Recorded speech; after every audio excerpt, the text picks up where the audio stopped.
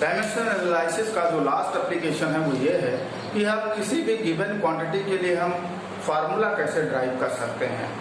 ठीक है, derivation of formula, derivation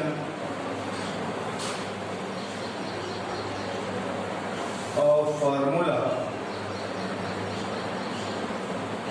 for a physical quantity.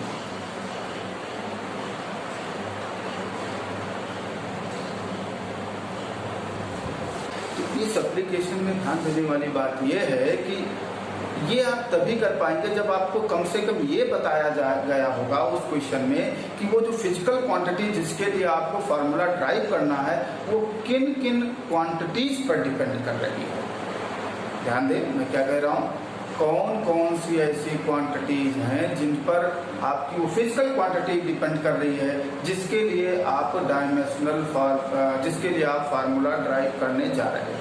तो देखिए जैसे मैंने सपोज कर लिया कि जो कोई फिजिकल क्वांटिटी Q है और वो 3 अदर फिजिकल क्वांटिटीज पर डिपेंड करती है। ये सपोज क्वेश्चन में बताया जाएगा। ठीक है, तो मैंने यहाँ कंसीडर कर लिया है, लेट ये physical quantity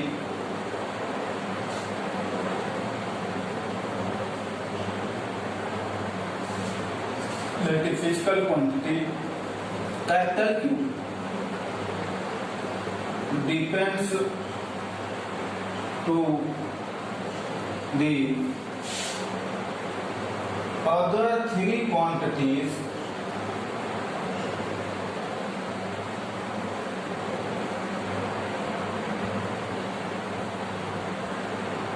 x, y and z। हमने सपोज कर लिया कि x, y, z पर डिपेंड कर रही है, तो ये जैसे ही आपको पता लगे कि किस पर कर रही है तो आप एक ऐसे ही इंपेरिकल फार्मूला लिख लेंगे।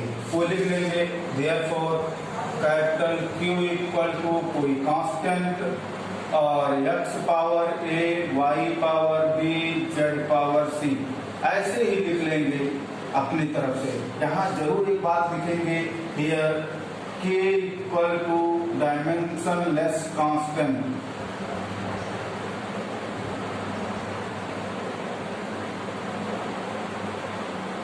ये जो यहाँ के है वो डायमेंशनलेस कांस्टेंट है और ABC जो है वो कोई जो पावर्स हैं वो हमें अभी फाइंड कर लेंगे। वो कैसे फाइंड होंगे वो नेक्स्ट आगे का प्रोसेस आप देखें तो कैसे हो पाएगा देखते हैं। तो ये इक्वेशन हमको कुछ इस तरीके से मिल जाएगा।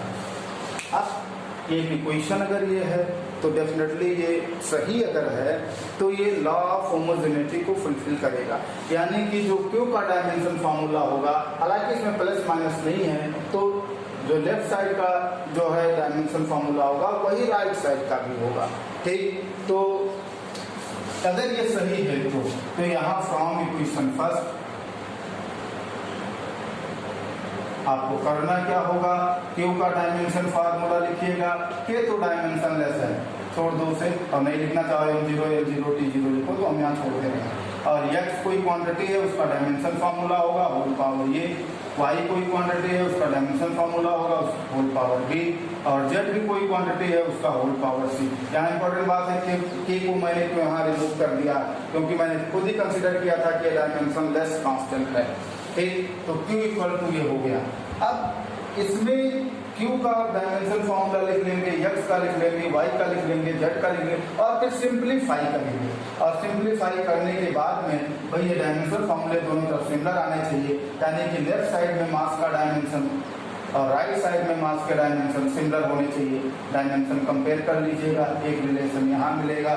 फिर ऐसे ही लेफ्ट साइड में लेंथ का डायमेंशन राइट साइड में लेंथ के डायमेंशन से कंपेयर कर लीजिएगा तो फिर से आपको सेकंड इक्वेशन मिल जाएगा। ऐसे ही लेफ्ट साइड में टाइम का डायमेंशन राइट साइड के टाइम के डायमेंशन से कंपेयर कर लीजिएगा, थर्ड इक्वेशन मिल जाएगा। ठीक, और वो इक्वेशन जो होंगे वो इन टर्म्स ऑफ ABC ही तो आएंगे और ABC के टर्म्स में इक्वेशन आइडेंटिफाई करके ABC फाइंड कर लीजिएगा। ठीक है, तो हमने कंसीडर कर लिया let the time period capital T of a simple pendulum depends on mass small m of the bow, length small l of the pendulum and acceleration due to gravity small g। तो हमें find करना, find the expression for capital T। तो हमें time period capital T के लिए equation बताना है कि क्या होगा। तो देखिए सबसे पहला हमारा काम ये होगा, हमें पता लग गया है कैपिटल टी किस किस पर डिपेंड कर रहा है, मास पर, लेंथ पर और जी पर, इन तीन क्वांटिटीज पर डिपेंड कर रहा है टी। यानी कि हम जो क्यू लिखे थे इसमें वहां टी लिखेंगे, यानी टी इक्वल टू हम लिख देंगे K M power A L power B और जी पावर सी। ध्यान दें इस इक्वेशन को जैसे मैंने लिखा था, इक्वेशन फर्स्ट हो गया। अब हमें क्या करना होगा, दोनों साइड के डायमेंशन फॉर्मूले लिखने होंगे। ठीक, तो दोनों साइड में डायमेंशन फॉर्मूले लिख देते हैं। क्या होगा, टाइम पीरियड है यानी टाइम है, तो इसका तो डायमेंशन फॉर्मूला कैपिटल टी होगा। के डायमेंशन लेस है, लिख देते हैं कि डायमेंशन लेस कांस्टेंट।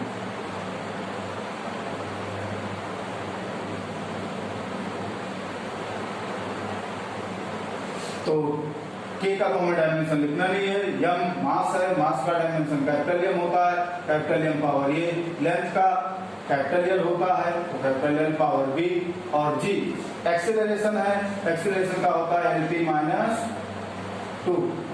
ठीक, तो ये जो है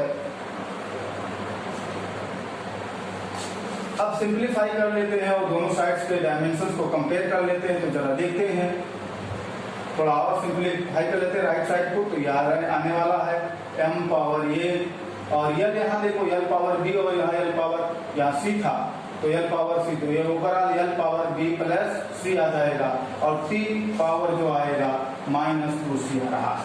अब कंपेयर कर लेते हैं, लेफ्ट साइड में मास का डायमेंशन 0 है और राइट साइड में ये लिखा है हमने, तो ये इक्वल टू 0 होना चाहिए।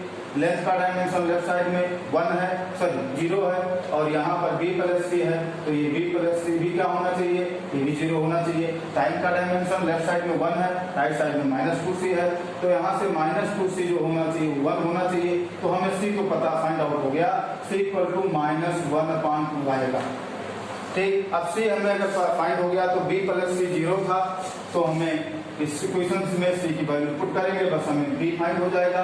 यहाँ लिख देंगे सिंस b प्लस सी जो आएगा वो 0 होता है, तो यहाँ पर वैल्यूज पुट करते हैं, तो b प्लस सी की जगह -1/2 इक्वल टू 0, तो b इक्वल टू 1/2 आ गया।